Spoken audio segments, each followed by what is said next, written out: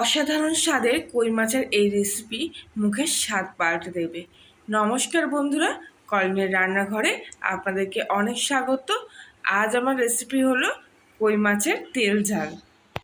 এখানে আমি কয়েকটা কই মাছ নিয়ে নিয়েছি। মাছগুলো কেটে পরিষ্কার করে ধুয়ে নেব। মাছের গায়ে হলুদ আর পরিমাণ মতো লবণ ভালো করে কিছুক্ষণ ধরে মাখিয়ে নেব, যাতে মাছের ভিতরে লবণটা ঢুকে মাছের স্বাদটা আরও বাড়িয়ে তোলে।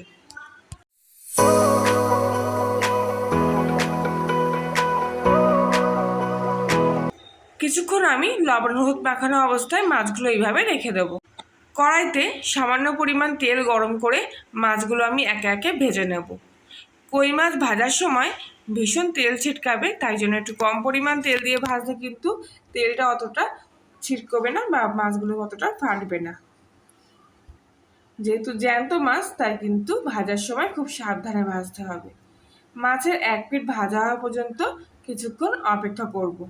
মাছগুলো ভাজা হওয়ার মধ্যে আমি এদিকে মাছের জন্য কি কি মশলা নিয়েছি।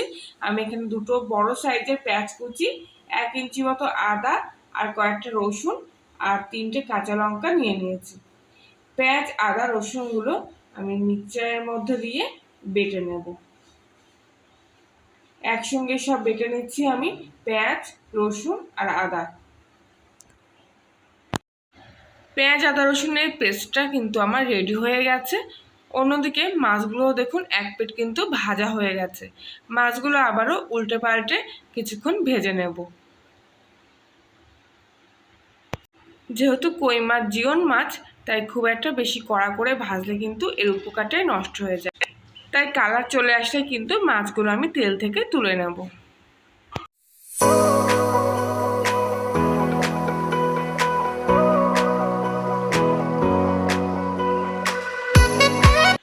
মাছের দুপিটি ভাজা হয়ে গেছে।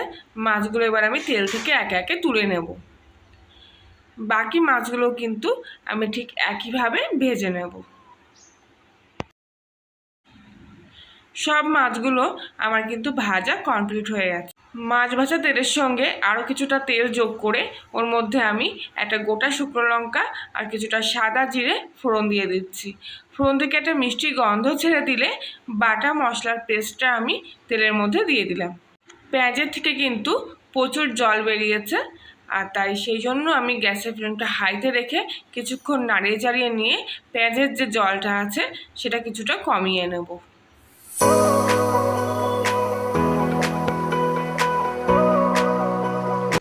কিছুক্ষণ পর পেঁয়াজের জলটা ভালো করে শুকিয়ে আসলে এর মধ্যে আমি 1 চামচি মতো হলুদ দিয়ে দিচ্ছি আর দিয়ে দিচ্ছি 1/2 চামচি মতো লঙ্কার গুঁড়ো, 1 চামচি মতো ধনিয়া গুঁড়ো, 1/2 চামচি জিরের গুঁড়ো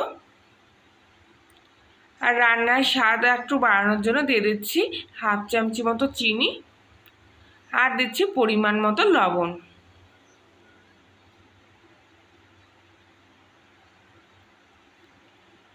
ভালো করে মশলাটা কিছুক্ষণ তেলের মধ্যে কষিয়ে নেব। কিছুক্ষণ নাড়াচাড়া করার পর আমি এর মধ্যে সামান্য একটু জল দিয়ে দেব। মশলা কষার সময় সামান্য একটু জল দিয়ে কষলে কিন্তু মশলাটা ভালো ফাঁপে আর কষাটাও কিন্তু ভালো হয়।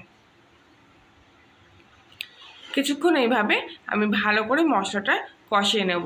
মশলা কষার সময় গ্যাসের ফ্লেমটা কিন্তু মিডিয়ামে দিয়ে রাখবো, কেননা হাই ফ্লেমে কিন্তু মশলা কষলে মশলাটা অনেক সময় পুড়ে যেতে পারে।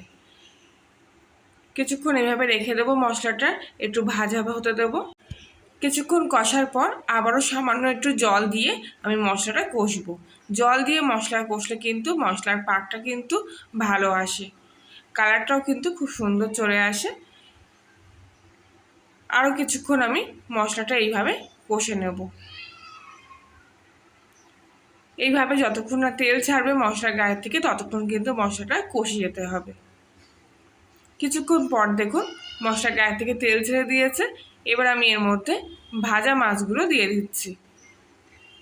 মাছগুলো দিয়ে একটু কিছুক্ষণ ভালো করে কষিয়ে নেব। কই মাছ কিন্তু সহজে ভাঙে না, তাই আস্তে করে নাড়ালে কিন্তু মাছগুলোর টেস্টটাও বেড়ে যাবে ঝোলের সঙ্গে, আর কষাটাও কিন্তু ভালো হবে।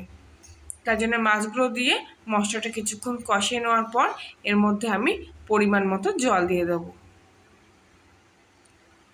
আপনারা যেরকম ঝোল খাবেন ঠিক সেই পরিমাণ জল দেবেন।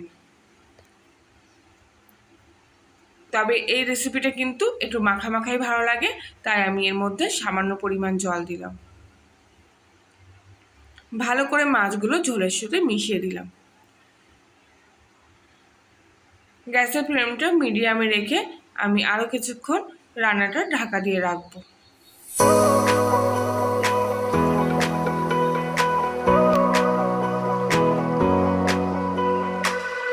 কিছুক্ষণ পর আমি ঢাকনাটা খুললাম, আর দেখুন ঝোলের গায়ে থেকে কিন্তু তেল ছেড়ে দিতে আরম্ভ করেছে।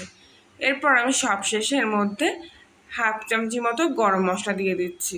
রান্না কিন্তু আমার একেবারে কমপ্লিট হয়ে গেছে। আরও 1 মিনিট আমি গ্যাসের ফ্লেমটা হাইতে দিয়ে ভালো করে ফুটিয়ে নেব। মাছগুলো ভালো করে তলা দিয়ে ওপর দিয়ে নেড়ে চেড়ে দিচ্ছি। কালারটা কিন্তু খুব সুন্দর চলে এসছে। রান্না কিন্তু আমার একেবারে কমপ্লিট হয়ে গেছে। গ্যাসটা অফ করে দেব আর রান্নাটা কিছুক্ষণ রেস্টে রেখে দেবো। গরম ভাতে বাঙালি প্রিয় কই মাছের এই রেসিপিটি কিন্তু দারুণ লাগবে, একেবারে মুখে লেগে থাকার মতো। রেসিপিটি ভালো লাগলে লাইক শেয়ার কমেন্ট করবেন, নতুন হলে সাবস্ক্রাইব করে পাশে থাকবেন। আজকের মতো এখানেই, আবার দেখা হচ্ছে অন্য একদিন নতুন কোনো রেসিপির সাথে। ততক্ষণ সবাই ভালো থাকবেন, সুস্থ থাকবেন, সাবধানে থাকবেন।